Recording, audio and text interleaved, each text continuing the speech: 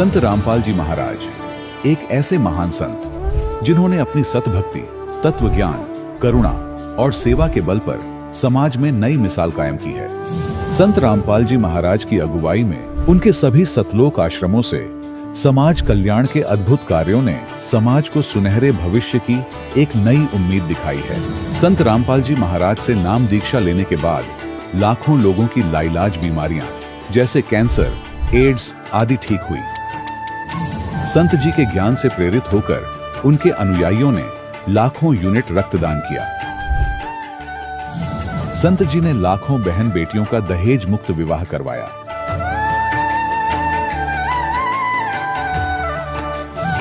संत जी ने लाखों लोगों का नशा छुड़वाया, करोड़ों उजड़े परिवार बसे। संत जी के आश्रमों में समागम के दौरान निःशुल्क नेत्र चिकित्सा, दंत चिकित्सा प्रदान की जाती है। संत रामपाल जी महाराज द्वारा समय समय पर पर्यावरण संरक्षण के उद्देश्य से बड़े स्तर पर वृक्षारोपण किया जाता है। संत जी ने जरूरतमंदों को तत्काल राहत पहुंचाने के लिए एम्बुलेंस सेवा शुरू की। संत जी अपने अनुयायियों को देहदान के लिए प्रेरित करते हैं, जिससे मानवता की सेवा और चिकित्सा क्षेत्र में सुधार हो सके।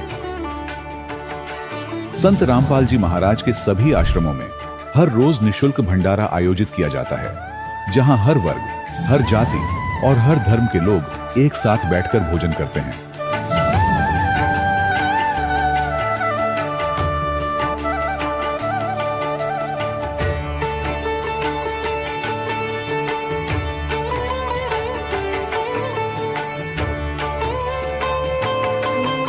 संत रामपाल जी महाराज की अन्नपूर्णा मुहिम ने गरीब और बेसहारा लोगों के जीवन में एक नई ऊर्जा और उम्मीद को जन्म दिया है।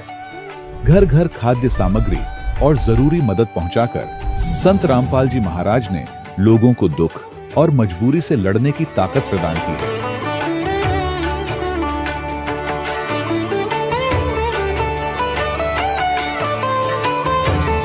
संत रामपाल जी महाराज द्वारा गरीब लोगों के लिए घर बनवाने का अद्भुत कार्य एक ऐसी मिसाल कायम कर रहा है जो सदियों सदियों संत जी की उदारता और दया भावना के तौर पर जाना जाएगा।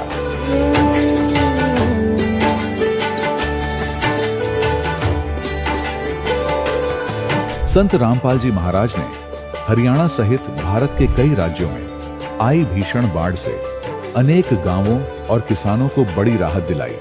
तत्काल लाखों फुट पाइप और हजारों मोटर उपलब्ध कराकर किसानों के खेतों और गांवों में भरे बाढ़ के पानी को बाहर निकालकर उनको नया जीवन दान प्रदान किया। आज संत रामपाल जी महाराज को किसानों के मसीहा के तौर पर देखा जा रहा है। जगह जगह उनके लिए सम्मान समारोह आयोजित हो रहे हैं। संत रामपाल जी महाराज के आश्रम में हजारों बुजुर्गों को सम्मान और प्यार के साथ जीवन जीने का अवसर मिलता है। उनके खाने, रहने और स्वास्थ्य की पूरी जिम्मेदारी संत रामपाल जी महाराज उठाते हैं। अनाथ बच्चों के लिए संत रामपाल जी महाराज के सभी आश्रम किसी वरदान से कम नहीं। यहाँ उन्हें शिक्षा, संस्कार और भविष्य के लिए बेहतर अवसर प्रदान किए जाते हैं।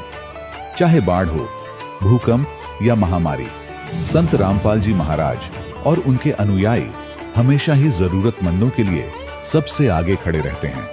कोविड महामारी के दौरान संत रामपाल जी महाराज के आश्रमों से करोड़ों लोगों के लिए भोजन, दवाइयां और जीवन रक्षक सामग्रियां उपलब्ध कराई गई। चाहे गरीब की मदद हो या किसी शोषित और पीड़ित वर्ग के हक और सम्मान की लड़ाई, संत रामपाल जी महाराज ने हमेशा ही उनकी दबी आवाज को सरकारों तक पहुंचाया है और उन्हें उचित न्याय दिलवाने में अहम भूमिका अदा की है। समाज में आध्यात्मिक और सामाजिक मूल्यों के प्रति जागरूकता लाने में संत रामपाल जी महाराज हर कदम पर मानवता के सच्चे सेवक साबित हुए हैं। संत रामपाल जी महाराज का जीवन हमें सिखाता है कि सच्ची सेवा वही है जो निस्वार्थ भाव से की जाए। आइए हम भी इस महान सेवा के कार्य में इस महान संत से जुड़ें और संत रामपाल जी महाराज से नाम दीक्षा लेकर अपने जीवन को धन्य बनाएं।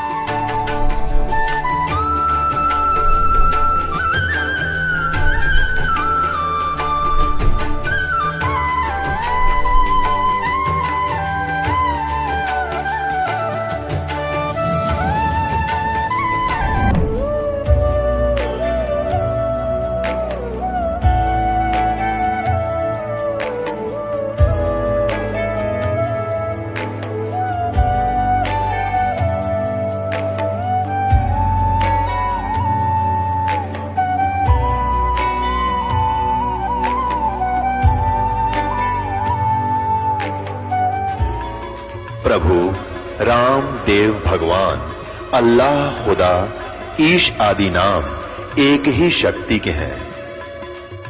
वो कैसा है, कहां है, कैसे मिलता है, किसने देखा है? ये प्रश्नवाचक चिन्ह पूर्ण रूप से हटाने के लिए अवश्य सुनिए जगत गुरु तत्वदर्शी संत रामपाल जी महाराज के अमृत वचन, सर्व पवित्र धर्मों के पवित्र शास्त्रों के आधार पर। सत साहिब दर्शकों, जब एक आम इंसान अपने जीवन में सुख और शांति की तलाश में हर संभव देवी देवता की भक्ति करता है, व्रत, उपवास, कीर्तन और तरह तरह की साधनाएं अपनाता है और फिर भी उसे न शारीरिक सुख मिलता है और न मानसिक शांति, तो उसका विश्वास डगमगाने लगता है। दर्शकों, कुछ ऐसी ही कहानी थी उत्तराखंड के रहने वाले शंकर जी की। शंकर जी ने अपने जीवन में शिव जी की पूजा की, हनुमान जी की आराधना की और अन्य देवी देवताओं की भी साधना करते रहे, लेकिन इसके बावजूद भी न तो शारीरिक लाभ मिला और न ही मानसिक लाभ प्राप्त हुआ। लेकिन शंकर जी का कहना है कि मेरा जीवन तब पूरी तरह परिवर्तित हुआ कि जब से मैंने संत रामपाल जी महाराज द्वारा लिखित पुस्तक ज्ञान गंगा पढ़ी और संत रामपाल जी महाराज से नाम दीक्षा ग्रहण की। दर्शकों, सवाल यह है, आखिर ज्ञान गंगा पुस्तक में ऐसी कौन सी दिव्य शक्ति और प्रमाणित ज्ञान है जो लाखों लोगों के जीवन की दिशा ही बदल देता है? आखिर इसके पीछे की सच्चाई क्या है? आइए सुनते हैं शंकर जी की कहानी उन्हीं की जुबानी। सर नमस्कार। नमस्कार साहब। क्या नाम है जी आपका? मेरा नाम शंकर दास, हल्द्वानी, जिला नैनीताल, उत्तराखंड। सर, संत रामपाल जी महाराज से आप कब जुड़े? संत रामपाल जी महाराज से सन 2012 में 13 अक्टूबर को जुड़ा। संत रामपाल जी महाराज से नाम दीक्षा लेने से पहले आप क्या भक्ति साधनाएं करते थे? ब्रह्मा, विष्णु, महेश, हनुमान और शिव जी, इन सब की मैं पूजा करता था। और उसके बाद फिर मुझे पता चला कि दयानंद सरस्वती जी और ये वेदों के महान विद्वान थे और उनने उसकी अनुवाद भी किया है। ये सत्यार्थ प्रकार नाम की एक पुस्तक उनने लिखी है। तो मैं उस पुस्तक को लेने बाज़ार में गया और बाज़ार से खरीद लाया। उसके बाद वो पढ़ी तो मैं ये है कि उससे नास्तिक हो गया।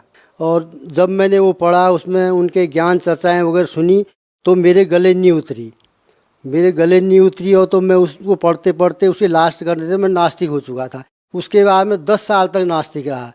उसके बाद फिर मेरा सारा आध्यात्मिक नशा ख़त्म हो गया और फिर उसके बाद मैं 10 साल तक मैं नास्तिक रहा। तो उसके बाद फिर दोबारा मैं गीता वगैरह, रामायण वगैरह इनके प्रसंगों पर आया।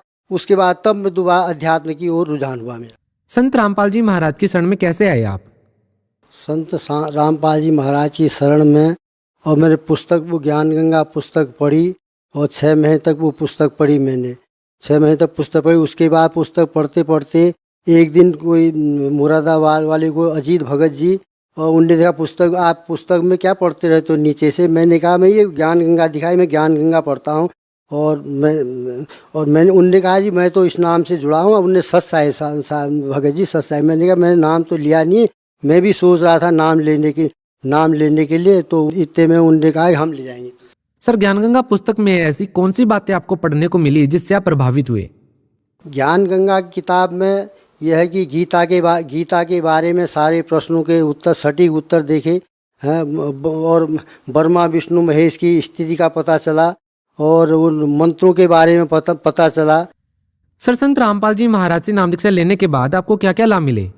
संत रामपाल जी महाराज से नाम लेने के बाद मुझे सबसे प्रथम लाभ तो यह है, मुझे आध्यात्मिक मोक्ष प्राप्ति का मार्ग मिला। उसके बाद एक दिन मैं दुकान में जा रहा था, किनारे जा रहा था, एक मारुति कार वाले ने मेरे पीछे टक्कर मारी। मैं 5 फुट ऊपर उछला, 5 फुट ऊपर उछला, वो उल्टा नीचे लटका। तो एकदम मेरे मुंह से आए परमात्मा की रजा हुई और मैं एकदम खड़ा हुआ और मुझे खरोंच तक नहीं आई, जरा सी यहाँ पर खरोंच आई, यहाँ पर जरा छिल गया। उसके बाद मैं घर गया, मैंने एकदम दंडवत किया तो परमात्मा से मैंने कहा 1 पैसे की दवा नहीं लूँगा। तो मैंने कोई दवा नहीं, एकदम ठीक हुई। एकदम ऐसी किरणें मेरे ऊपर से आई और मैं एकदम सही हो गया। उसके बाद मैं 1 हफ्ते में बिल्कुल क्लियर हो गया। सर, जैसा कि संत रामपाल जी महाराज जी के शिष्य बताते हैं कि संत रामपाल जी महाराज से नाम दीक्षा लेने के बाद वो नशा छोड़ देते हैं। सर, आपके साथ ऐसा कोई अनुभव हुआ हो तो बताइए। नशा तो मैं शुरू में करता था, लेकिन उससे पहले ही मैं 15-20 साल पहले ही नशा छोड़ चुका था। अच्छा, आप संत रामपाल जी महाराज की भक्ति के बारे में कुछ बताइए। वो शास्त्र अनुकूल भक्ति बताते हैं, जो वेदों के गीता के अनुसार भक्ति बताते हैं। बस यही अनुभव है, उन्हीं के अनुसार उनने हमें बताई है, वही पूजा हम कर रहे हैं। सर, दुनिया में इतने सारे धर्मगुरु हैं, आप संत रामपाल जी महाराज को कैसे डिफाइन करेंगे? संत रामपाल जी शास्त्र अनुकूल भक्ति बताते हैं, जो शास्त्र मिल गया वही भक्ति बताते हैं। और वो पूर्ण संत हैं, जो वेदों में या सूक्ष्म में बताए हुए ज्ञान के हिसाब से वो बताते हैं, इसलिए हम उनको पूर्ण संत मानते हैं, इसलिए उनसे हमने नामदान लिया। सर, कहा जाता है कि संत रामपाल जी महाराज अन्य धर्म गुरुओं के बारे में कुछ न कुछ ऐसी टीका टिप्पणी करते हैं जिससे कुछ लोगों को आपत्ति होती है। आप क्या कहना चाहेंगे इस बारे में? टीका टिप्पणी कुछ नहीं करते हैं, जो शास्त्रों के में लिखा है वो सामने किताब रख के वो ज्ञान दिखाते हैं, वही वो बात बताते हैं। वो लोगों को टीका टिप्पणी लगती है, ऐसा नहीं है, वो सद्भक्ति बताते हैं। अच्छा, आप एक बात बताइए, क्या तीर्थ व्रत आदि करने चाहिए? तीर्थ व्रत नहीं करने। क्यों नहीं करने चाहिए?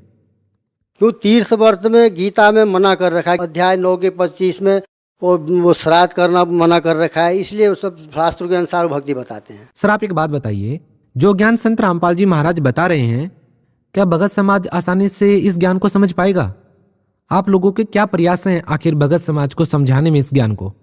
जब आएगा विश्व विसा न रहेगा ईसा न रहेगा मूसा, वो तो परमात्मा के अपने विधान के हिसाब से सब ज्ञान चल ही रहा है। आगे को सब नाम लेंगे विश्व में एक बार, धीरे धीरे सब ज्ञान का प्रचार चल रहा है, ज्ञान गंगा बट रही है, घर घर ज्ञान गंगा बट रही है, बहुत प्रचार चल रहा है। सर, संत रामपाल जी महाराज के बारे में अगर बात करें तो उनका सामाजिक सुधार में क्या क्या योगदान है? दहेज नहीं लेना है, बीड़ी गुटखा नहीं खाना है, शराब नहीं पीना है, ये दुनिया भर की बुराई है उनने तो बता रखी है, इसलिए किसी को नहीं करनी चाहिए, और इसलिए समाज सुधार का कार्य वो कर रहे हैं। आप भगत समाज को क्या संदेश देना चाहेंगे? भगत समाज को क्या संदेश देंगे हम कि आप सद्भक्ति करें, जो वेदों के अनुसार परमात्मा गुरु जी वो ज्ञान बताते हैं, वो ज्ञान गंगा पढ़ो और अपना उद्धार करो, नाम दान लो। जी, बहुत बहुत धन्यवाद। सच है। दर्शकों, अभी आपने सुने संत रामपाल जी महाराज से दीक्षा प्राप्त करके सुखी हुए भक्त के अनुभव। अब देखिए जगत गुरु तत्वदर्शी संत रामपाल जी महाराज के मंगल प्रवचन। आप जी को वो परमात्मा के जो ग्रंथ हैं, उन सदग्रंथों का गूढ़ ज्ञान आप तक पहुंच रहा है। इसके लिए सहयोगी सिद्ध हुआ है ये वर्तमान के भौतिक उपकरण, जैसे टीवी चैनल हैं, प्रोजेक्टर है, मोबाइल बना दिए। मोबाइल की जो खोज है ये परमात्मा की दी हुई है आपके लिए। ऐसी सुविधा आपको दे दी पुण्यात्मा, जेब में डाल के मोबाइल और लगा के मंत्र और कान में लगा दे लीड,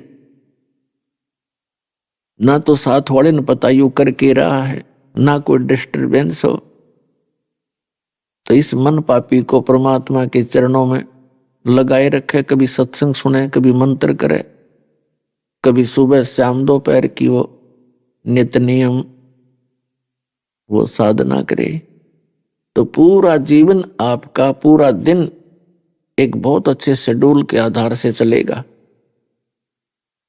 जो समय हम बर्बाद किया करते ताश खेल के, हुक्का पी के, गप्पे मार के, इधर उधर की बकवाद बतला के या फिल्म देख करके, वो मनुष्य जीवन का कार्य नहीं है, भक्तों का काम नहीं है।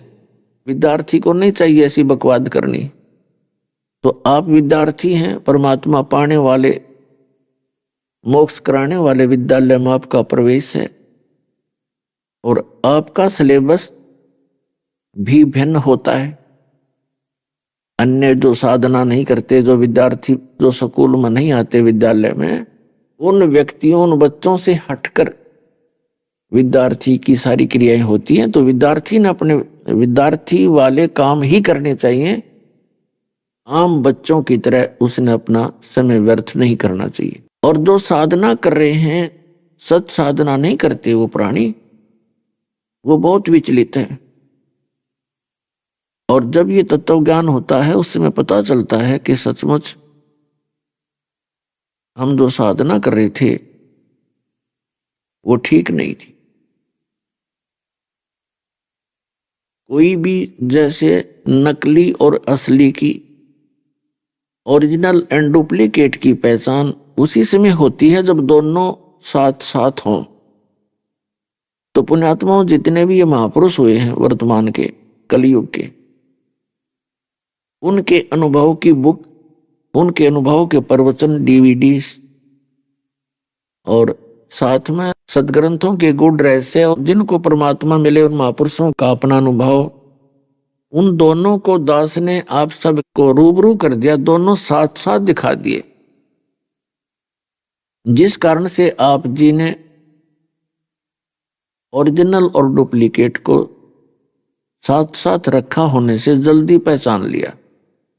और जिसका परिणाम ये निकला है कि आप उस काल के ग्रुप से निकल आए। जो पुण्यात्माएं वहां से निकल आए हैं, तो आपका बहुत बड़ा सौभाग्य है कि आपको यह बात समझ में आ गई। नहीं तो जो भी जहां पर लगा है वहां एक ऐसा सर्कल बना रखा है काल भगवान ने, बहुत वर्षों से इकट्ठे एक स्थान पर आ रहे हैं, जा रहे हैं, एक ग्रुप बन जाता है। और एक व्यक्ति वहां से निकलना चाहता है तो दूसरे टांग पकड़ते हैं, उसको हर तरह से व्यंग कसते हैं, उसके बाधा करते हैं। लेकिन ये ज्ञान समझ में आने के बाद आप सब बंधनों को तोड़कर यहां पहुंच जाओगे। और वही व्यक्ति ऊपर उठा है जिसने संसार की झूठी मर्यादाओं को तोड़ दिया है, उनका परित्याग कर दिया। तो पुण्यात्माओं, परमात्मा की भक्ति करने के लिए मनुष्य जीवन प्राप्त होता है। और मनुष्य जीवन प्राप्त करके जो भक्ति नहीं करते वो अपना जीवन नाश कर रहे हैं। उनका जीवन ऐसा बताया है जैसे कबीर साहब कहते हैं कि जो भक्ति नहीं करते वो ऐसे मानव शरीर है उनका, जैसे किसी ने कुआं बनवा दिया और उसमें पानी सूख गया, खत्म हो गया, जल नहीं है। तो उसका नाम भले ही कुआं है लेकिन उसमें गुण कुएं के नहीं है। ठीक इसी प्रकार जो मानव शरीर प्राप्त करके भक्ति नहीं करते, धर्म पुण्य नहीं करते, उनका नाम मनुष्य अवश्य है लेकिन काम मनुष्य के नहीं है। तो मानव शरीर का मूल कर्तव्य है परमात्मा की भक्ति करना, धर्म पुण्य करना, किसी की आत्मा नहीं दुखावे और परमार्थ के काम गणे करे। तो वो मानव शरीर है।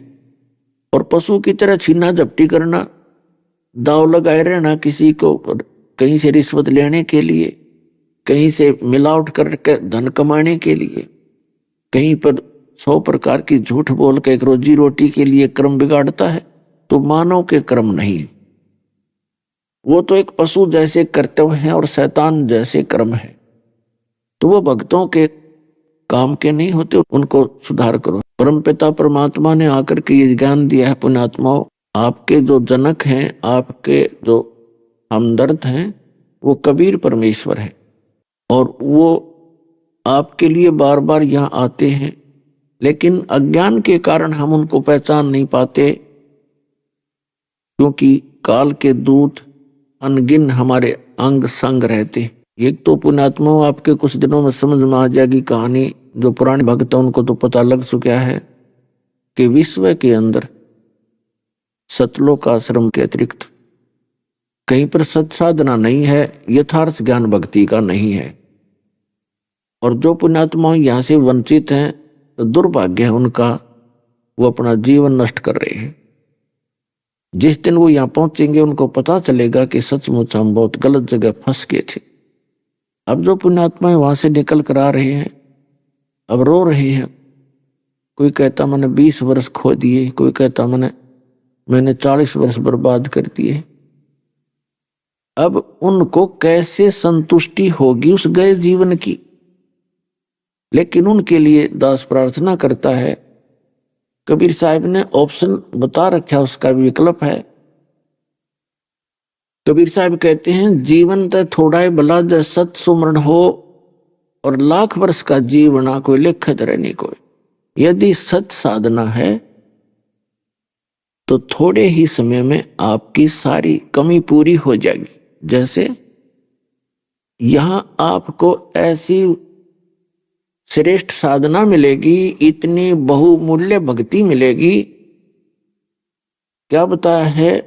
सत्य नाम पालड़े रंग होरी हो, 14 लोक चढ़ावे राम रंग होरी हो, 3 लोक पासंग धरे रंग होरी हो, तो ना तुले तुलाया राम रंग होरी हो। एक सतनाम के सिमरण की इतनी कीमत है, जैसे आपने लाल सुना होगा, देखा नहीं। लाल की कीमत करोड़ों में होती है, और इतना सा पत्थर होता है छोटा सा 200 ग्राम का। तो जिसके पास लाल है तो कितना धनी व्यक्ति है। जो सतनाम जिसको प्राप्त हो गया और उसका मर्यादा में रहकर जो भक्ति करते हैं, उनको कितना भक्ति धन संग्रहित हो रहा है, उनका इकट्ठा हो रहा है। कहते सतनाम पालड़े रंग होरी हो, और 14 लोक चढ़ावे राम रंग होरी हो, 3 लोक पासंग धरे रंग होरी हो, और तो ना तुले तुलाया राम रंग होरी हो। होरी का मतलब खुशी, के बधाई हो आपको एक सतनाम का सिमरन प्रॉपरली परम संत से प्राप्त करके, अधिकारी से, और उसका सिमरन किया जाएगा तो उसकी कितनी कीमत बनती है कि एक तकड़ी के यानी तराजू के एक पलड़े में सतनाम की एक कीमत रख दे और दूसरे में 14 लोक चढ़ा दे।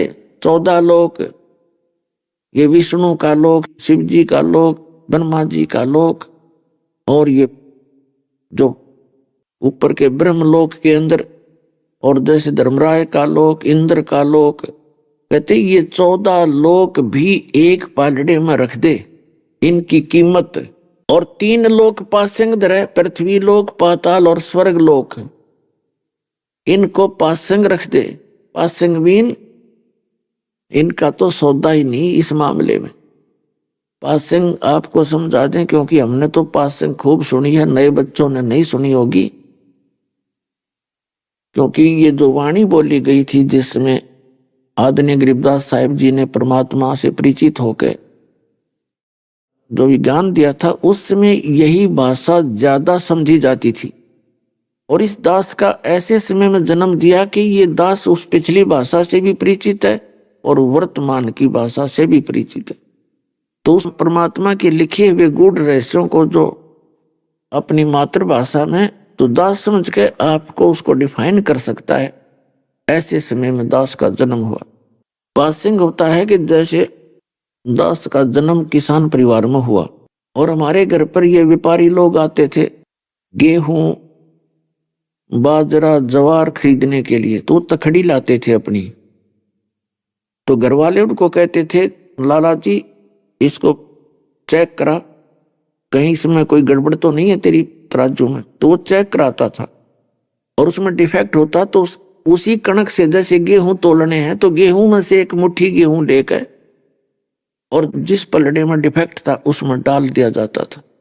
फिर वो बैलेंस हो जाता था, लेवल आ जाती थी। वो डिफेक्ट ठीक करने के लिए जो थोड़े से गेहूं डाले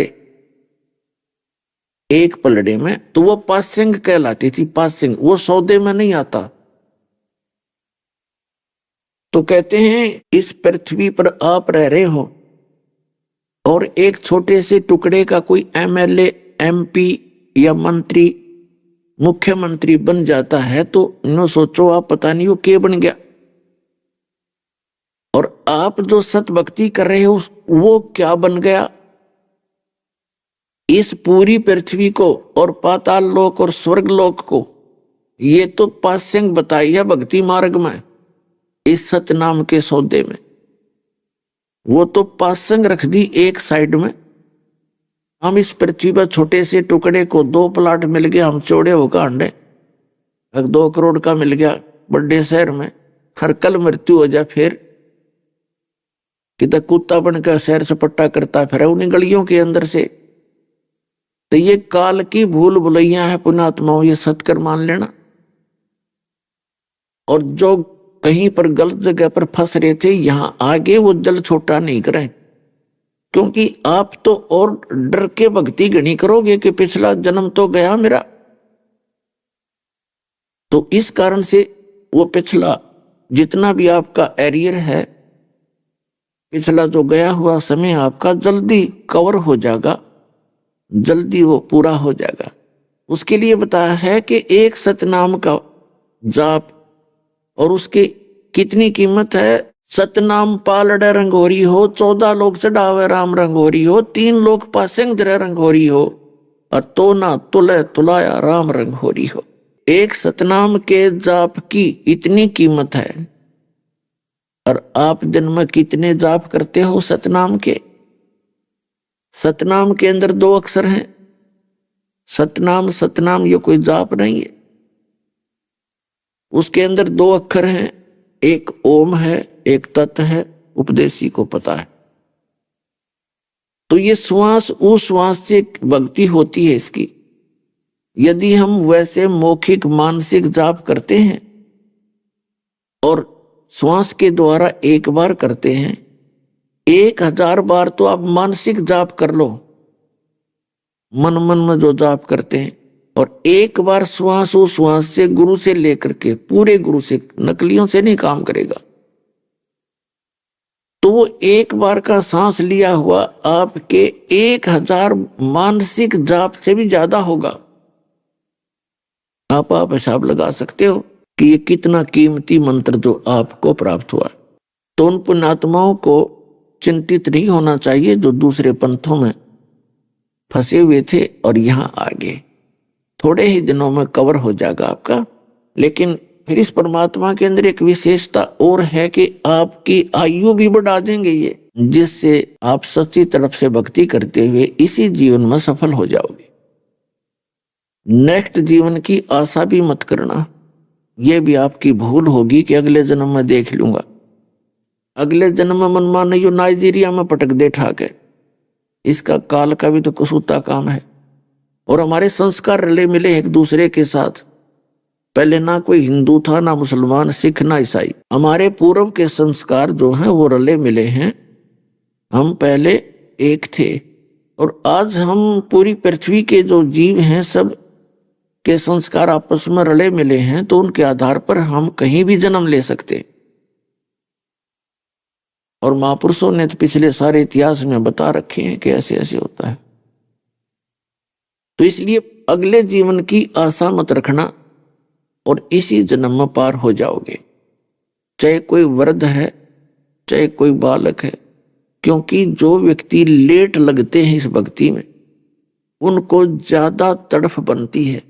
फिर वो नहीं एक सांस भी खाली जाने देना चाहते। और इसे की कीमत है।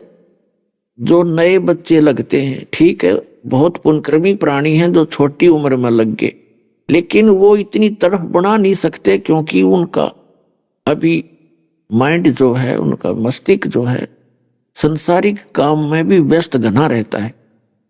और जो ऐसे लुट पिट कर आते हैं, वो सतिथि को वो खूब जानते हैं। वो ये इंतजार करते हैं कि सतनाम कब मिले, मैं रगड़ा लाऊं नाम का और खूब भक्ति करूंगा, सारी कसर काट लूंगा। तो इसी का नाम भक्ति है। जो तड़प के साथ, सच्ची लगन के साथ जैसे लुटे पिटे व्यक्ति महसूस करते हैं, फिर वो ज्यादा धन कमाने की चेष्टा करते हैं। तो इस तरफ से की हुई साधना वो बहुत ज्यादा काम करती है। एक तो स्वाभाविक मंत्र लेता है, जाप करता है। एक विशेष कसक के साथ जो जाप किया जाता है उसकी कीमत और भी ज्यादा बताइए। तो साधना तड़फ के साथ करें।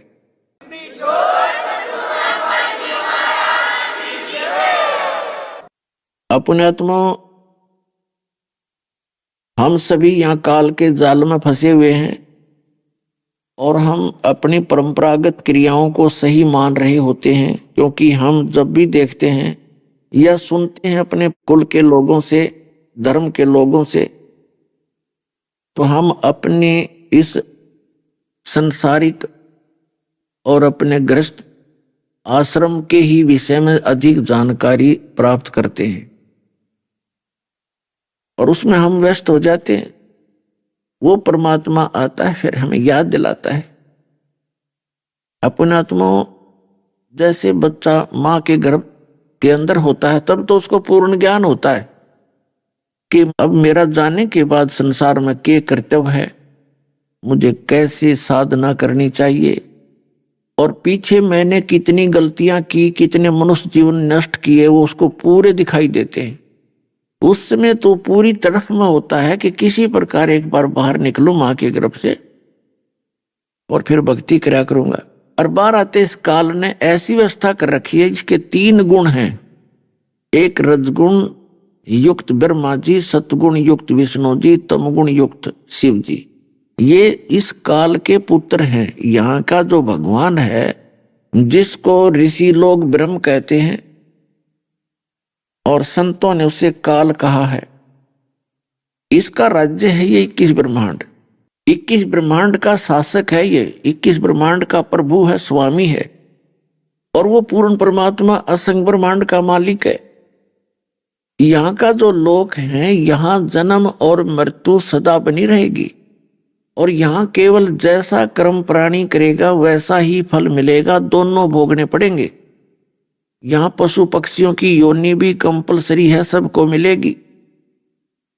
लेकिन पूर्ण परमात्मा सत्य पुरुष की साधना करने से आपका सदा के लिए छुटकारा हो जाएगा, और वो स्थान मिलेगा जहां कभी दुख नहीं होता और पुनः जन्म मृत्यु वहां नहीं होती।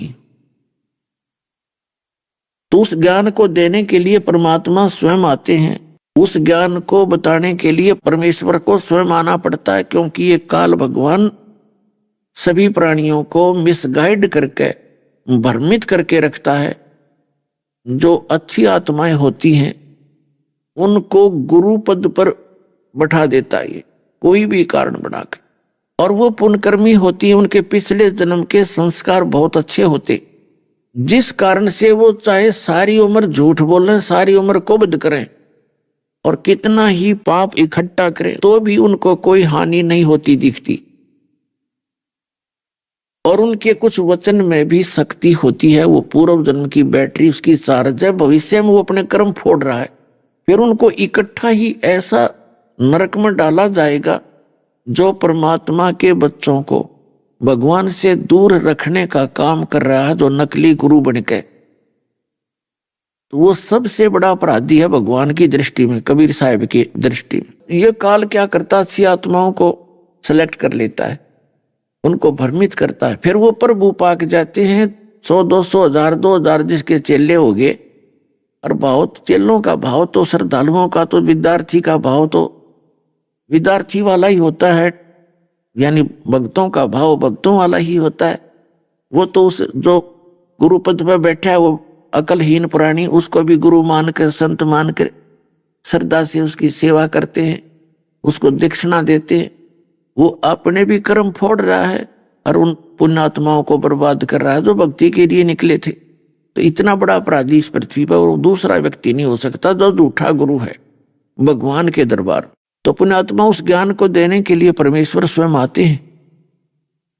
और ऋग्वेद मंडल नंबर 9 सूक्त नंबर 86 और मंत्र नंबर 26 और 27 में, ऋग्वेद मंडल नंबर 9 सूक्त 82 मंत्र 1, 2, 3 में, ऋग्वेद मंडल नंबर 9 सूक्त 20 मंत्र 1 में, ऋग्वेद मंडल नंबर 9 सूक्त 54 मंत्र 3 में, ऋग्वेद मंडल नंबर 9 सूक्त 94 के मंत्र 1 में, ऋग्वेद मंडल नंबर 9 सूक्त 95 के मंत्र नंबर 2 में, ऋग्वेद मंडल नंबर 9 सूक्त 96 यानी 96 के मंत्र 16 से लेकर 20 तक, और भी अनेक स्थानों पर ये प्रमाण है कि वो परमात्मा ऊपर के लोक में रहता है।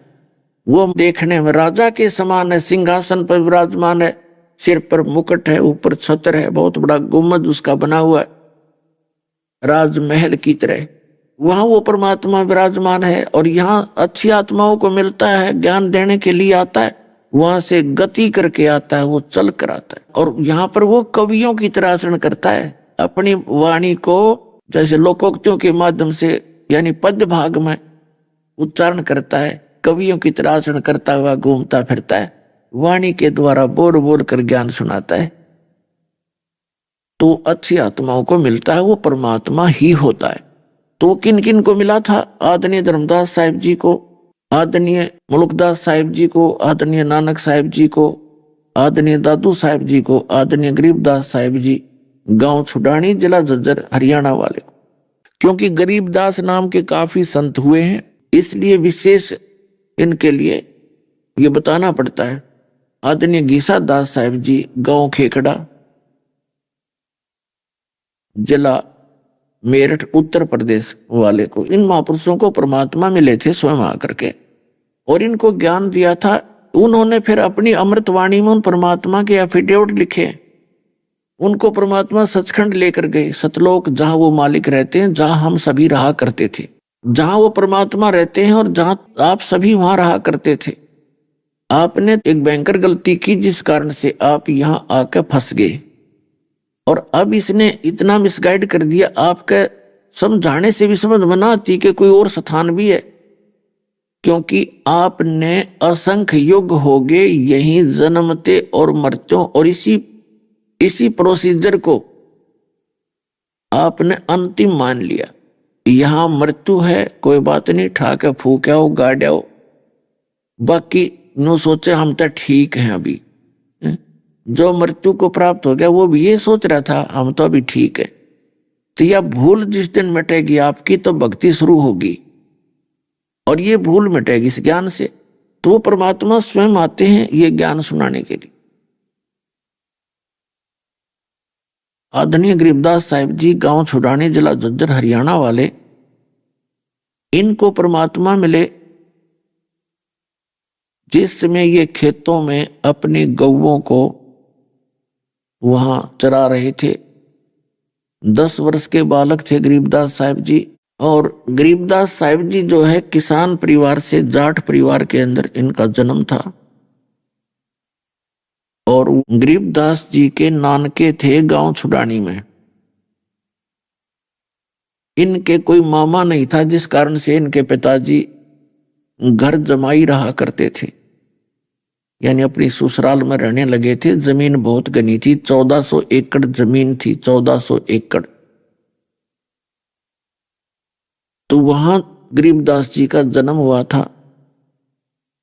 बहुत ज्यादा जमीन थी, अन्य गांव वाले भी उनके खेतों में अपनी पशु चराया करते थे, और गरीबदास जी भी छोटी सी आयु में ही पाली जाने लगे थे, ग्वाले थे। तो फाल्गुन सुदी द्वादशी को दिन के 10 बजे सभी ग्वाले यानी सभी पाली एक जांडी के पेड़ के नीचे बैठ गए, अपना भोजन कर रहे थे। वो परम पिता परमात्मा, परम अक्षर ब्रह्म, अल्लाहु अकबर। अल्लाहु अकबर का अर्थ होता है ग्रेट गॉड, बड़ा भगवान। तो ग्रेट गॉड, वो पूर्ण परमात्मा, वो महान भगवान, वो कबीर देव जी एक साधु का रूप बनाकर, जिंदा महात्मा का रूप बना करके, और सतलोक से चलकर आए, और वहां थोड़ी सी दूरी पर आकर प्रकट हो गए। बच्चों ने देखा कि महात्मा आ रहा है। वहीं जहां वो जिस जांडी के पेड़ के नीचे बैठे थे, एक रास्ता था दूसरे गांव से छुडानी को आने जाने का, कबलाना गांव बोलते हैं उसको, कबलाना। तो उन्होंने देखा कोई रास्ते चलता महात्मा आ रहा है, और उनसे महात्मा जी से कहा कि महात्मा जी आओ भोजन पाओ। परमेश्वर ने कहा कि बच्चों भोजन मैं पा के आया हूं, भोजन तो करके आया हूं अपने गांव से। उन बच्चों ने पूछा आपका गांव कौन सा है? परमात्मा ने बताया मेरा गांव सतलोक है।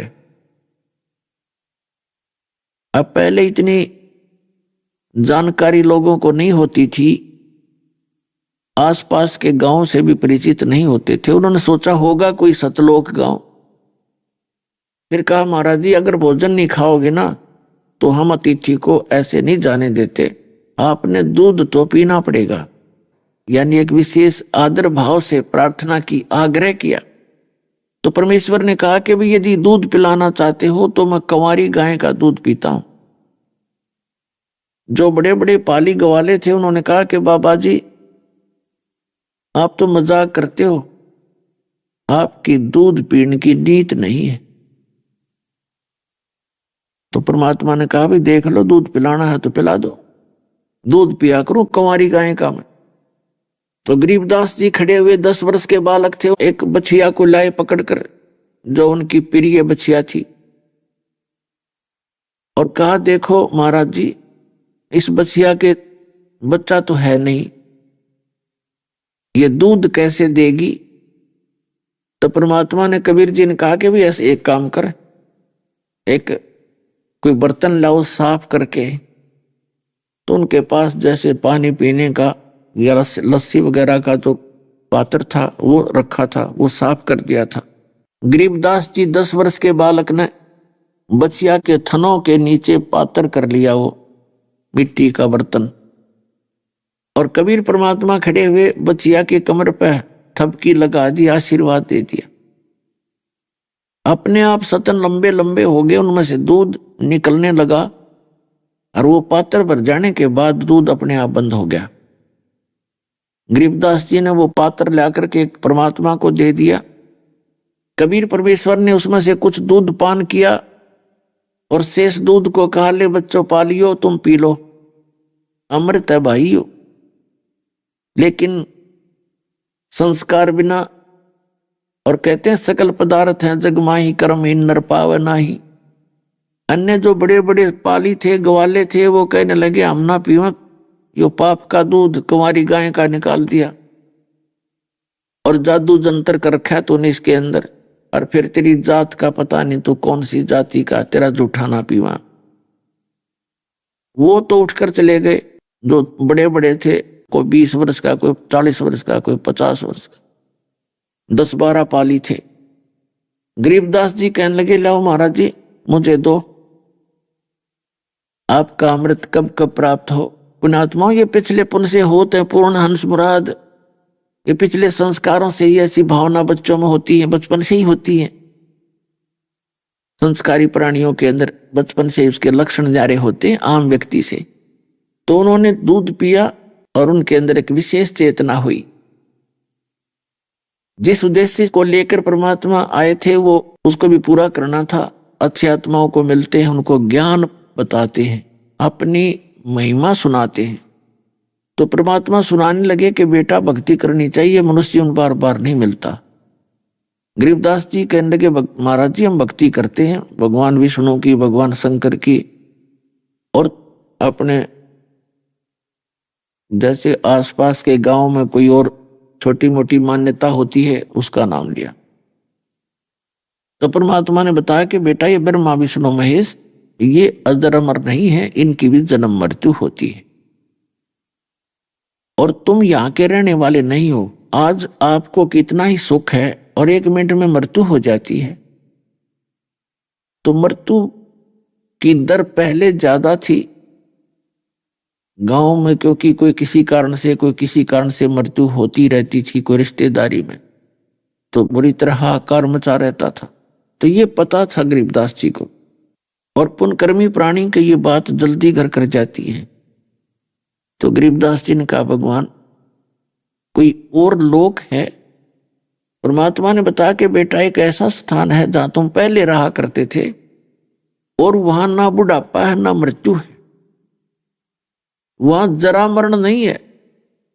सबसे बड़ा दुख इस प्राणी के ऊपर है बुढ़ापे का, वृद्धावस्था। वृद्धावस्था के अंदर इसके ऊपर सारे कैर टूटे हैं, आंख काम नहीं करे, दांत निकल जाए, पिंडियों में भड़क के देख, शरीर कंडम, कोई ना कोई समस्या शरीर में पैदा रहती है। और फिर मृत्यु। अब जैसे एक व्यक्ति ने सारा जीवन लगा के मकान बनाया, 2-3 संतान उसके हुई, उनका पालन पोषण करा, 1 मिनट में मृत्यु होगी। अब हाहाकार मच गई उस परिवार के अंदर, टक्कर मार रहे हैं पूरा परिवार। अब बने क्या, वो तो हो गया सो हो गया। कुछ दिनों में वो जख्म भर जाते हैं, कुछ दिनों के बाद दूसरे का नंबर आ जाता है। तो परमात्मा ने यहां बताया कि जिस लोक में तुम रह रहे हो गरीबदास, ये काल कसाई का लोक है। और इसने तुम्हें इसलिए पाल रखा है जैसे कसाई बकरे पालता है और उनके लिए सुविधा पूरी उपलब्ध करवाता है। वो जैसे जो कसाई बहुत ज्यादा जिसकी सेल होती है मांस की, तो वो बहुत घने बकरे ला करके रखता है और एक बहुत बड़ा अरेंजमेंट करता है उनके लिए। पहले उसको बाड़ा कहा करते थे, चारों तरफ एक इनके कांटेदार झाड़ियों की चारों तरफ उसकी बाड़ बनाया करते थे, बाउंड्री, और उसके अंदर बकरों को रोका जाता था। उसी में घास भी होता था, 5-7 एकड़ में झाड़ बोझड़े होते थे जिनमें वो अपने आप चरते रहते थे। और वहां जल का भी व्यवस्था कर देता है जिसमें वो जलपान करते हैं। और गर्मी सर्दी से बचने के लिए उनकी झोंपड़ी शेड भी बना देता है। तो इस सुविधा को देखकर वो भोले जो पशु हैं, बकरे और बकरियां, वो ये महसूस करते हैं, क्योंकि आत्मा सबकी महसूस करती है, अच्छे और बुरे को। तो ये सोचते हैं कि ये जो हमारा मालिक है ये कितना दयालु है, हमारे लिए कितनी सुविधा कर रखी है, और कितना घास फूस का सारी व्यवस्था है, जल की व्यवस्था है, गर्मी सर्दी से बचने के लिए हमारे लिए शेड बना रखा है। तो वो बड़े खुश होते हैं, बड़ी उसकी प्रशंसा करते हैं। और जब वो कसाई आता है उनके पास, तो उसको प्यार देने के लिए उसके चारों तरफ झूम जाते हैं कि इस व्यक्ति ने हमें कितना अच्छी सुविधा दे रखी है। और वो ऐसे उनको चेक करता है, वो देखता है कि इसमें कितना मांस हो गया, कितने किलो का बिकेगा यूं, और वो करते हैं प्यार उसको जीभ से चाट चाट के एक अच्छा नेक व्यक्ति मान के। तो पुण्यात्माओं, परमात्मा ने हमें बताया कि उस समय उनकी बुद्धि काम नहीं करती। जब वो शाम के समय उनमें से निकालता है, किसी का बेटा मरो चाहे किसी की बेटी मरो, चाहे माँ मरो चाहे बाप मरो, वो नहीं देखता कुर्सी का क्या इकट्ठा आ रहा है। उसने तो डंडी लेकर मोटे मोटे छांट लेने हैं और वहां जाकर कड़च करना ही करना है। तो उस समय उनकी बुद्धि काम नहीं करती कि यही आदमी कितना आपको दिखा नेक, और किसी की बेटा मार काट दिया, किसी की बेटी काट दी, किसी की माँ बाप दोनों ही आंख ले गया। तो वहां बुद्धि उनकी नहीं जावे थी, यूं करे के है इनका। तो पुण्यात्मा, यहां आप देख रहे हो किसी का बेटा मर गया, किसी की बेटी मर गई, पूरा परिवार का परिवार नाश हो जाता है, और बाकी बचे वे दूसरे परिवार के या उसी परिवार के सदस्य अपने आप को सुरक्षित समझते हैं। तो परमात्मा कहते हैं यह भूल है आपको पता ही नहीं आके प्रोसेस का, ये क्यों मर रहे हैं, क्यों जन्म दे रहे हैं, हमारे लिए ये क्या व्यवस्था कर रखी है। अभी आपने सुने संत रामपाल जी महाराज के मंगल प्रवचन। आइए अब सुनते हैं संत रामपाल जी महाराज से नाम दीक्षा लेकर सतभक्ति करके अद्भुत लाभ प्राप्त करने वाले अनुयायी के विचार। मनुष्य अपने जीवन में शारीरिक सुख और मानसिक शांति की चाह में अनेक प्रकार की भक्ति साधनाएं अपनाता है, लेकिन फिर भी जब उसे लाभ मिलने के बजाय हानि ही हो रही हो तो उसका निराश होना और नशे जैसी बुरी आदतों का शिकार होना स्वाभाविक हो जाता है। दर्शकों, कुछ ऐसी ही कहानी थी पंजाब के रहने वाले मधुकर यादव जी की।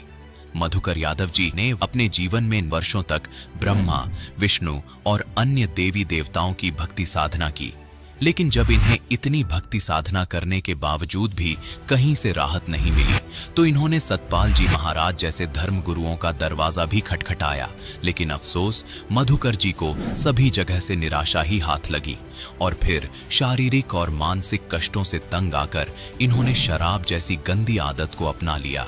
लेकिन दर्शकों, आज मधुकर यादव जी का कहना है कि जब से मैंने संत रामपाल जी महाराज की शरण ग्रहण की है और उनके द्वारा दी गई शास्त्रानुसार भक्ति साधना को अपनाया है, तब से मेरा और मेरे परिवार का जीवन पूरी तरह बदल गया है। दर्शकों, आखिर ऐसी कौन सी भक्ति विधि है जिसे संत रामपाल जी महाराज बता रहे हैं? आखिर इसके पीछे की सच्चाई क्या है? आइए सुनते हैं मधुकर यादव जी की कहानी उन्हीं की जुबानी। सर नमस्कार। नमस्कार सर। सर क्या नाम है आपका? मधुकर यादव सर। मधुकर जी, आप कहाँ से आए हो? सर मैं लुधियाना पंजाब से आया हूँ। सर संत रामपाल जी महाराज जी से जुड़ने से पहले आप क्या भक्ति साधना ही करते थे? सर मैं सतपाल जी महाराज से नाम दीक्षा लेके भक्ति करता था। कितने साल तक आपने भक्ति की? सर मैं उनके यहाँ 10 साल किया था। क्या आपको कोई विशेष लाभ भी मिला वहाँ से? नहीं सर, कोई विशेष लाभ नहीं मिला सर। तो फिर सर आपको संत रामपाल जी महाराज जी के बारे में कैसे पता चला? सर हमको संत रामपाल जी महाराज के भक्त थे जो है, वो हमारे पिताजी को आगे बताए कि आप बरवाला में जाइए, संत रामपाल जी महाराज आए हुए पूर्ण परमात्मा, उनसे नाम दीक्षा लेके भक्ति करो और अपने बच्चों का भी कल्याण करो। तो सर पापा जी हमारे और हमारा लड़का बड़ा वाला गया जो है संत रामपाल जी महाराज की शरण में बरवाला जाके नाम दीक्षा लिया और जो है भक्ति की। तो फिर पापा हमारे आए तो बोले बेटा चले जाओ बरवाला, वहाँ पर संत रामपाल जी महाराज आए हुए हैं, नाम दीक्षा लेके भक्ति करो। मैं कहा मैं भक्ति कर रहा हूँ, मैं सतपाल जी महाराज को अपना गुरु बनाया हूँ और आपने छोड़ दिया और हमको भी छुड़वा रहे हैं। तो बोले बेटा संत रामपाल जी महाराज पूर्ण परमात्मा आए हुए हैं। तो मैं कहा मैं कैसे यकीन कर लूँ कि संत रामपाल जी महाराज पूर्ण परमात्मा है और सतपाल जी महाराज जो है पूर्ण परमात्मा नहीं है? बोले बेटा ये जो है ग्रंथ हमारे जो है हमको जो है सारा जो है प्रमाणित है कि जो तत्वदर्शी संत है उससे नाम दीक्षा लेके भक्ति करने से पूर्ण मोक्ष प्राप्त होता है। तो बोले जो है कि अगर आपको यकीन नहीं है कि संत रामपाल जी महाराज परमात्मा है तो आप जो है परमात्मा से परीक्षा ले लो। मैं कहा ठीक है कोई बात नहीं सर। तो फिर हमने सर एक दिन रात में जो है सोने जा रहे थे तो मैं ऐसे ही जो है अपने मन में जो है कहा, मैं कहा अगर पूर्ण परमात्मा संत रामपाल जी महाराज हैं तो आज रात में हमको सपने में दर्शन देंगे, या सतपाल जी महाराज हैं तो वो हमको जो है दर्शन देंगे। तो सर उसके बाद फिर हमने ये करके जो है सो गया। तो फिर सतपाल जी महाराज का तो पता नहीं लगा सर कहीं कि कहाँ गए हो। संत रामपाल जी महाराज कबीर साहब के रूप में जो है गुरु और गोविंद की जो फोटो है मालिक की, उसमें हमको दर्शन दिए। बोले बेटा तुम क्या सोच रहे हो, कुछ मत सोचो, जाओ नाम दीक्षा लेके भक्ति करो। सर आपको इतना अद्भुत लाभ मिला है कि आपको संत रामपाल जी महाराज जी ने दिखाया कि वही पूर्ण संत है, वही सच्चे संत है। तो सर संत रामपाल जी महाराज जी व सतपाल जी महाराज के ज्ञान में आपको क्या भिन्नता नजर आई? सर जी उनके ज्ञान में सतपाल जी महाराज में कहते हैं गुरुर ब्रह्मा गुरुर विष्णु गुरुर देवा महेश्वरा गुरुर साक्षात पार ब्रह्म तस्मै श्री गुरुवे नमः। तो मैं उस पार ब्रह्म की जो है खोज में था कि वो पूर्ण ब्रह्म पार ब्रह्म है कौन। तो सतपाल जी महाराज बताते हैं कि प्रकाश रूप में जो है वही ब्रह्म है, वही पूर्ण परमात्मा है। और संत रामपाल जी महाराज बताते हैं सर कि जो है ये जो प्रकाश हम देखते हैं ये जो है ज्योतिरंजन काल का है। संत रामपाल जी महाराज के शरण में जाने से हमको उस पूर्ण परमात्मा की प्राप्ति हुई, जो पूर्ण परमात्मा इस टाइम कबीर साहिब संत रामपाल जी महाराज के रूप में आए हुए हैं। हाँ जी सर। तो सर संत रामपाल जी महाराज से नाम दीक्षा लेने के बाद और क्या लाभ मिले आपको? सर हमको सबसे पहले लाभ तो हमको ये हुआ कि हमारे जीने का, यहाँ पर धरती पे पैदा होने का जो है हमको जो है पूर्ण प्राप्त हुआ कि संत रामपाल जी महाराज के समय में हमारा जन्म हुआ और हम संत रामपाल जी महाराज से नाम दीक्षा लेके हमको मोक्ष प्राप्त। और क्या लाभ मिला सर? सर हमको मेन लाभ ये हुआ कि हम एक दिन जो है हम दुकान, छोटी सी दुकान है साइकिल की अपनी लुधियाना में, तो हम आए जो है छुट्टी करके, हमारी भक्तमती जो है बैठी हुई थी पंखा चालू करके। 9:30 बजे पंखा राइट टाइम चल गया था। उसके बाद 1:45 बजे पंखा उन्होंने बंद कर दिया। उसके बाद हम आए 1:30 बजे, हमने बटन दबा, पंखा चलाया, बैठ गया। फिर उसके बाद मैं कहा चलो परमात्मा का जो है थोड़ा सा सतनाम का जाप कर लेता हूँ। तो हमने बैठ के जो है संत रामपाल जी महाराज की फोटो लगाई हुई है, वहाँ पर उनके ध्यान दे के जो है हम संत रामपाल जी महाराज की तरफ से सतनाम का सुमरण करने लगे और हम थोड़ा सा हट के बाहर चले गए। वहाँ पर देख रहा हूँ कि हमारा पंखा जो है नीचे टूट के जो है तार सहित लेके गिर गया। तो परमात्मा जो है हमको हमारी ऐसे रक्षा किए। नहीं रोज़ हम उसी के नीचे सोते थे, वहीं बैठते थे, बच्चे भी आते थे, भंडारा साथ में करते थे। मालिक ने एक तो लाभ वहाँ पर दिया कि हमको जो है बचा दिया, बच्चों को बचा दिया। एक दिन रात में जो है ऐसे ही पंखा गिरा, भक्तमती और हम दोनों आदमी सो रहे थे, बीच में पंखा गिरा, किसी को कोई चोट नहीं लगी। और इसके बाद जो है हमको लाभ हुआ कि संत रामपाल जी महाराज की दया से जो है हमारी पत्नी को कमर में दर्द था, तो वो जो है हम उनको लुधियाना में कई जगह डॉक्टरों को दिखाया, गाँव में दिखाया। तो उसके बाद जो है दवा कराते कराते मैं थक गया। तो फिर एक दिन मैं गया जो है दवा लेके आया 12 बजे के लमसम और नीचे जाके बैठ गया। तो भक्तमती हमारी पत्नी आई, बोली जो है भगत जी हमारे कमर में दर्द बहुत हो रहा है। मैं कहा देखो भाई मैं दवा करा करा के शकल से हार गया हूँ। फिर बोले मैं क्या करूँ? मैं कहा ऐसा करो आप, हम संत रामपाल जी महाराज के शरण में जाओ, आप जो है उनसे नाम दीक्षा लो, भक्ति करो, उसके बाद परमात्मा जो है ठीक करेंगे। वो परमात्मा संत रामपाल जी महाराज से नाम दीक्षा लेके भक्ति किया। उसके बाद जो है जो हम दवा लेके आए थे 500 रुपये की दवा, उसके बाद उसने जो है फेंक दिया जो है कबाड़ में।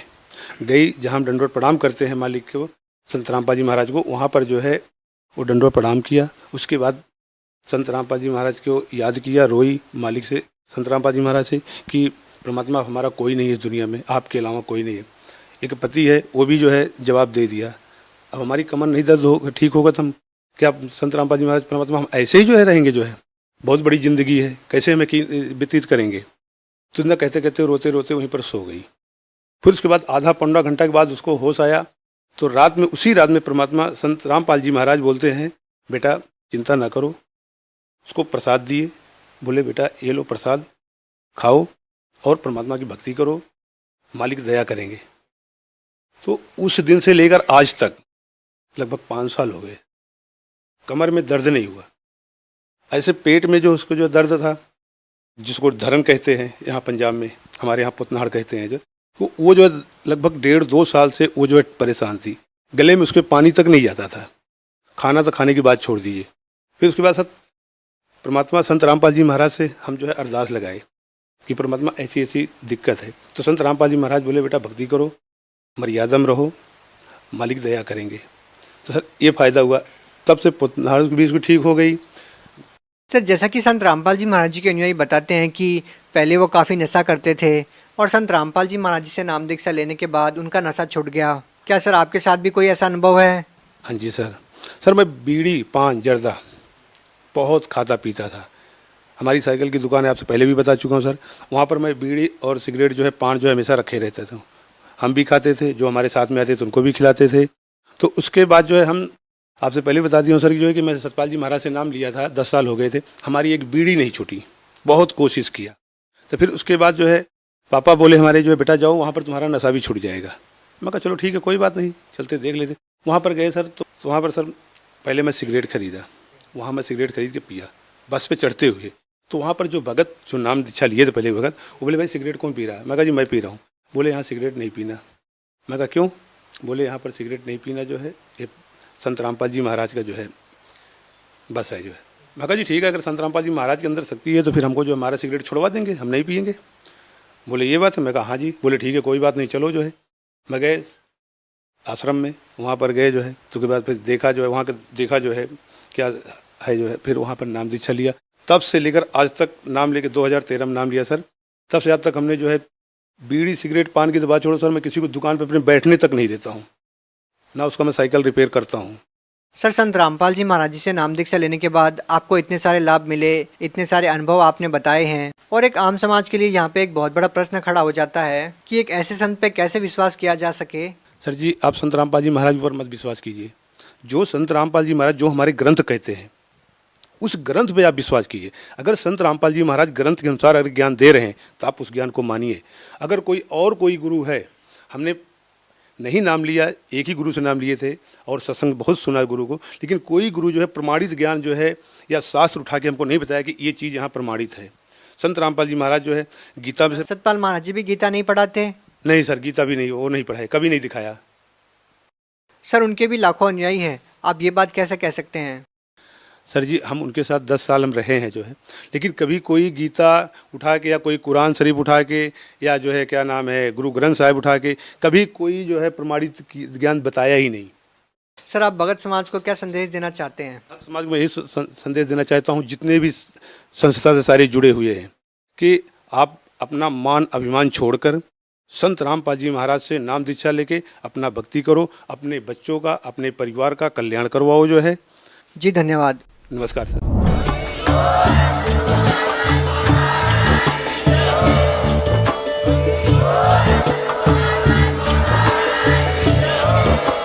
आप सुन रहे थे जगत गुरु तत्वदर्शी संत रामपाल जी महाराज जी के मंगल प्रवचन। अधिक जानकारी के लिए विजिट कीजिए हमारी वेबसाइट www.jagatgururampalji.org। संत रामपाल जी महाराज जी के शुभ आशीर्वाद से पूरे विश्व भर में 500 से भी ज्यादा नाम दीक्षा केंद्र हैं, जिन पर संत रामपाल जी महाराज जी द्वारा ऑनलाइन निशुल्क नाम दीक्षा दी जा रही है। अपने नजदीकी नाम दीक्षा केंद्र का पता करने के लिए संपर्क करें 8222880541।